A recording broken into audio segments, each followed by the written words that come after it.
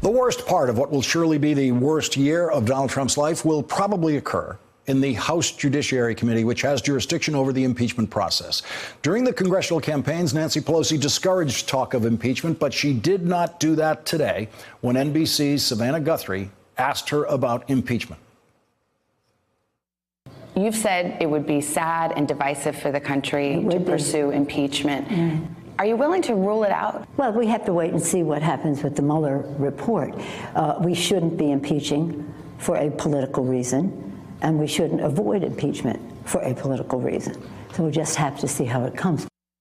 And today, on the first day of the 116th Congress, a senior Democrat in Nancy Pelosi's own California delegation, Brad Sherman, introduced articles of impeachment against Donald Trump for obstruction of justice in the firing of James Comey, which Congressman Sherman says was done to impede and interfere with the FBI investigation of the president, his administration, and his campaign. Republicans are gearing up, apparently, for possible impeachment proceedings in the House Judiciary Committee. Axios reports that Republicans on the committee are seeking an investigative counsel, an attorney with several years of investigative or litigation experience. Joining our discussion now, Democratic Congressman Eric Swalwell of California. He's a member of the House Judiciary Committee and the House Intelligence Committee. Congressman Swalwell, thank you very much for joining us tonight. I think we all saw you, by the way, on the House floor today with your new baby. There we are. What's the baby's name? Cricket, and I wanted her to see Nancy Pelosi sworn in as woman. So, is it the first woman speaker sworn in again? So for my daughter to see that, it was very, very special. Let's hope she sees many more. I want to get your reaction today to the Speaker's comments about impeachment, which sounds like a change of tone from what she was saying during the campaign.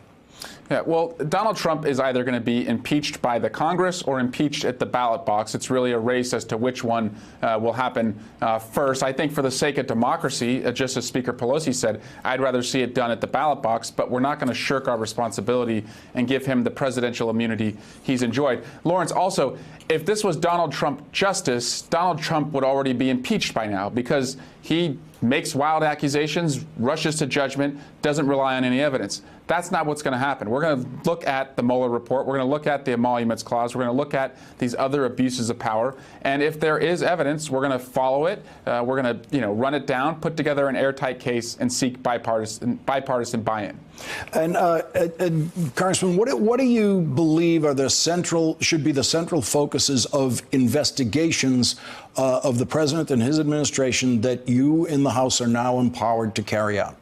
I would say first how they impact everyday Americans. So, what he's done at the Department of Justice to not enforce the requirement that, you can't be charged more for a pre-existing condition by an insurance company. That affects everyday Americans, but also the rule of law. We all have to follow the law. No one is above it, and that certainly applies to the president. So making sure that he, too, is not above it in the way that he has fired his investigator or the way he's tried to pick his judges, the way that he's tried to, get rid of his attorney general or put in place an attorney general that would try and end the Mueller investigation. So I think it's really explaining to the American people that investigations matter, whether it's upholding the Constitution, the rule of law, or issues that affect them at their kitchen table. Congressman Neal, who's going to be the chairman of the House Ways and Means Committee, apparently intends to introduce a bill that will require presidential candidates to release 10 years of tax returns. And Ron Wyden in the Senate wants to introduce a companion bill requiring presidential candidates to release 10 years of tax returns. You might be a presidential candidate. You've talked about exploring that. Is that something you would support, releasing 10 years of tax returns? It is something I would support, Lawrence, and for me, it would mean just going back to my TurboTax releases for most of the time I've been in Congress until I got married and my wife said, I think it's time that we get an accountant. But I do think that the American people should see any candidate's taxes. I think you need to know if a candidate for president has conflicts of interest and if those interests are contradictory to American values. And so transparency, I think, should win out here. Now, obviously, that's a bill that would affect all Democratic candidates. It's interesting to note, by the way, that Chairman Neal is from Massachusetts. Massachusetts, and his senior Senator Elizabeth Warren, who is running for president, has already released 10 years of tax returns. But when I think people hear that, they think about it as being aimed at Donald Trump, who has not released any tax returns. And do you think there could be Republican support for that bill, or will they try to protect the president from having to release tax returns?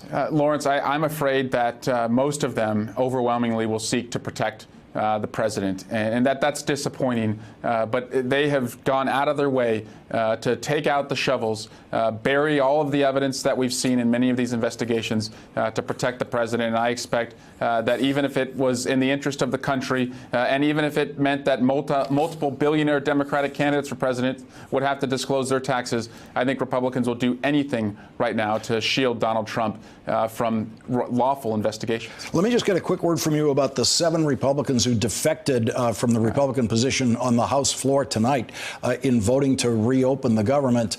Is that the beginning of what could be more defections in the House?